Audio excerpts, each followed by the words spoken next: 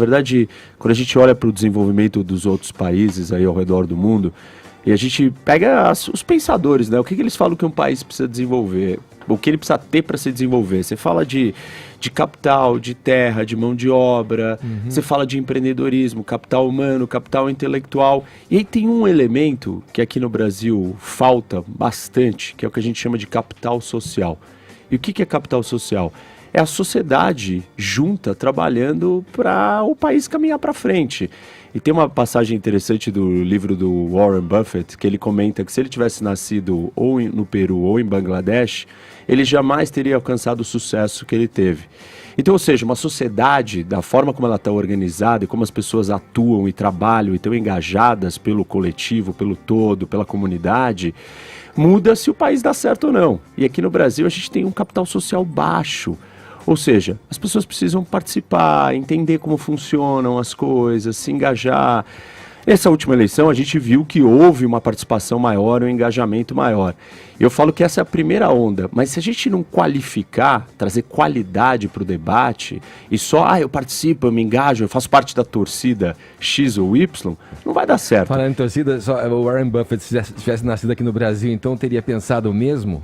Teria. Com relação a Lima ou Bangladesh? Teria, com certeza, porque assim, o que a gente mede, por exemplo, o capital social é o nível de confiança entre as pessoas. E o Brasil, numa das últimos estudos sobre esse assunto, 7% dos brasileiros dizem confiar em outros estranhos. Quando você faz essa pergunta na Noruega, esse número vai para 72%. Sim. Ou seja, nós temos pouca confiança. E a confiança ela é ainda menor quando a gente não entende o que acontece, como funciona. E nós não entendemos, ou entendemos muito pouco da política. Ô Paulo, como fazer para alterar esse cenário? Virou um fla-flu. Edgar, olha, fazer ações como essa que nós estamos fazendo agora. Vou explicar um pouquinho para vocês o que a gente resolveu fazer.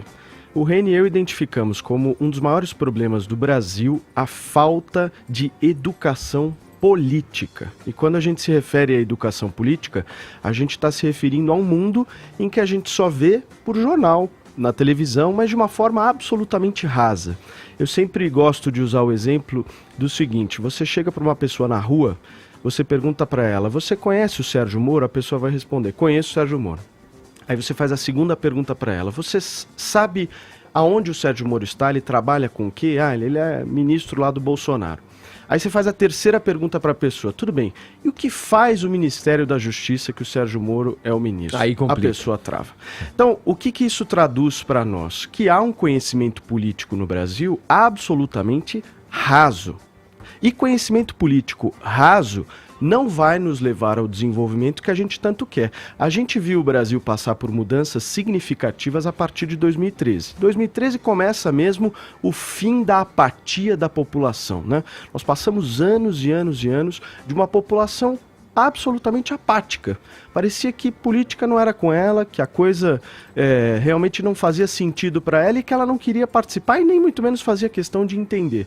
Aí, a partir de 2013, a gente vem tendo vários movimentos, o processo de impeachment da ex-presidente Dilma culminou também no engajamento maior das pessoas, a politização toda dos processos que estão rolando, as prisões, Lava Jato, enfim, isso trouxe a política para o noticiário e, obviamente, para o dia a dia das pessoas. Agora, qual é o próximo passo que nós identificamos?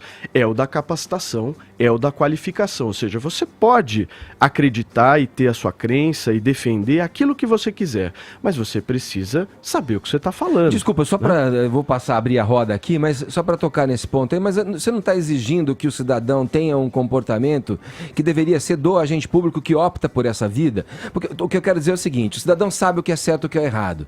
Quem roubou, quem não roubou, quem está agindo bem, quem está agindo mal. Ele tem essa noção, essa percepção a partir das coisas, obviamente, que ele vai ler e se aprofundar nas matérias jornalísticas e tal. Aí tem uma outra discussão que desdobra aí para o papel da imprensa, que já usamos como hashtag aqui, inclusive no programa, né? Da imprensa, de uma imprensa vigilante, de uma empresa que é crítica, para usar a frase célebre do Milor, né?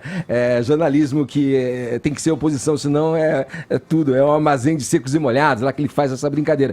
Mas assim, o que eu quero dizer é o seguinte, talvez isso devesse ser exigido, Paulo, para para quem faz a opção em ingressar num cargo público, para se transformar num agente público, que deva ter esse conhecimento. Porque pro cidadão, ele quer a condição de poder trabalhar, de poder fazer a atividade dele de forma justa, honesta, não ser onerado em demasia por isso, não ser taxado em demasia por isso.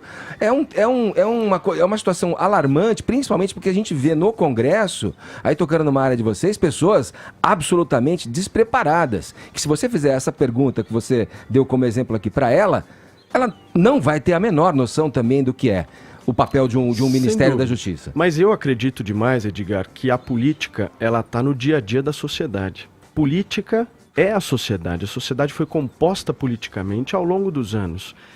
E a sociedade, na nossa avaliação, ela precisa se aprofundar nisso. Eu concordo com você que esses conhecimentos técnicos absolutamente específicos talvez não seja necessário, mas vou te dar um exemplo do que na nossa avaliação é necessário. O cidadão entender como é que é o sistema eleitoral no Brasil. Sim. Ou seja, ele vai lá depositar o seu voto, certo? Uhum. E ele não sabe a regra do jogo? Então, o voto dele talvez possa estar indo numa outra frente que ele nem imagina. Ele possa estar elegendo pessoas que ele nem imagina depositando voto naquela determinada pessoa. Ele precisa de conhecimento, ele precisa de educação política nesse sentido. E é isso que a gente defende.